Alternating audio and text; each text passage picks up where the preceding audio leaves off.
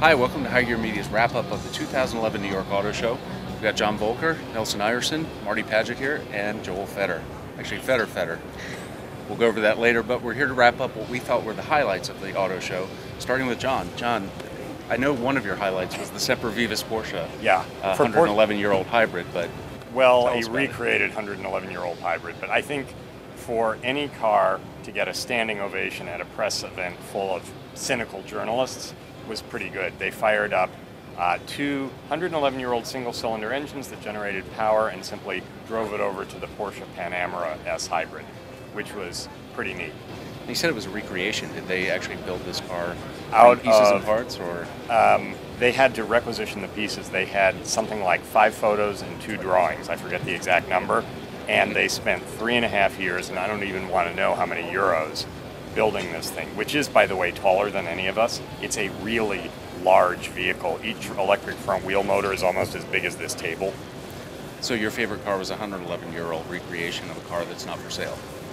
Just to get it right. Yeah, perfect. Okay. So was that really the first hybrid?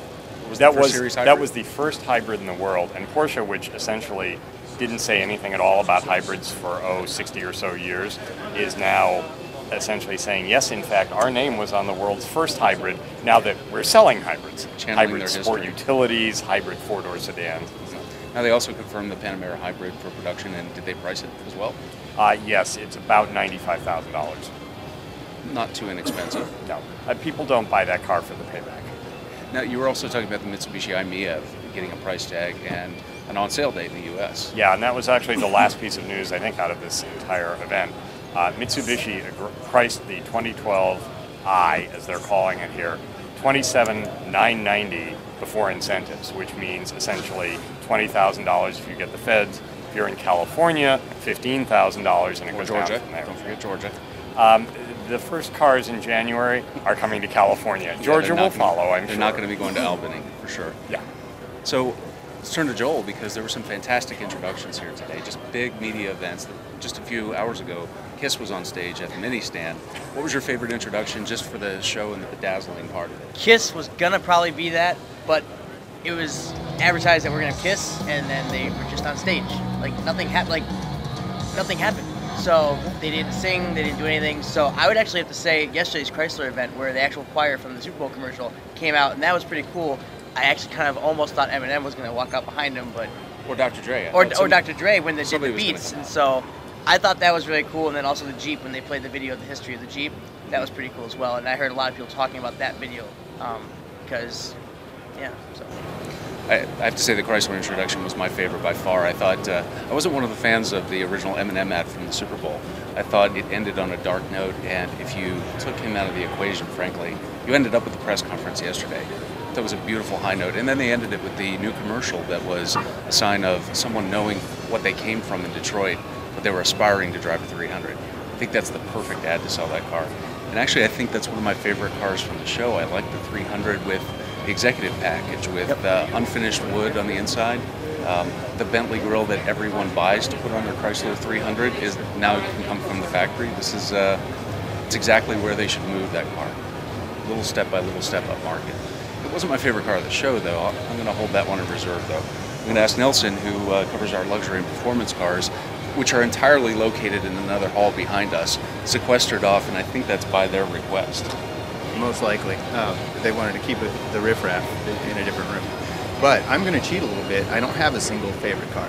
Mine would probably be the Audi A7, because it's finally an Audi I like the look of. Most Audi, I mean the R8's nice, but it's not new. The A7 though, that profile, excellent. The interior, beautiful. And the way they carried some of the cues from the original 100 Coupe S inside the cars, as well as showing them on the outside, really cool.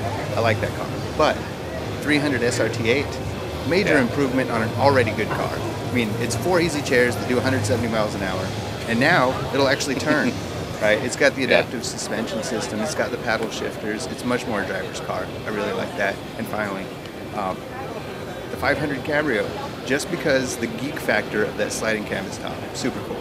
Yeah. I love the way that works. I have to say the 300 SRT8 I think is a standout for the show, obviously, because not just because of the advertising, but because Chrysler has seemed to hit a stride in the past few weeks. Today we just found out that Fiat is spending another $1.5 billion to buy a bigger stake in them. The future seems a lot more secure. I don't think it was that way the night before the Super Bowl. I don't know what other ad I can mention in automotive history that has changed public sentiment towards companies so dramatically. Overnight, literally. And for such illogical reasons, too.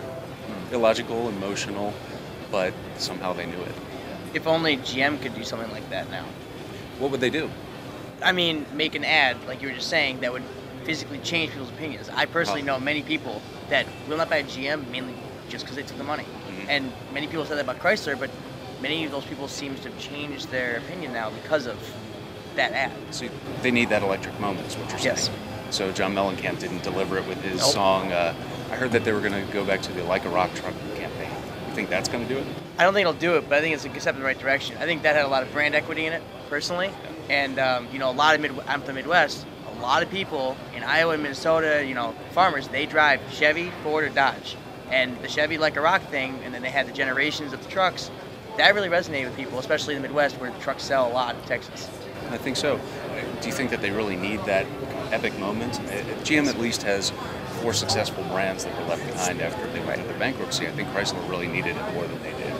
I agree with you, but I think that people didn't have, since people didn't think Chrysler was actually going to make it no matter what, they didn't have that brand hatred as much.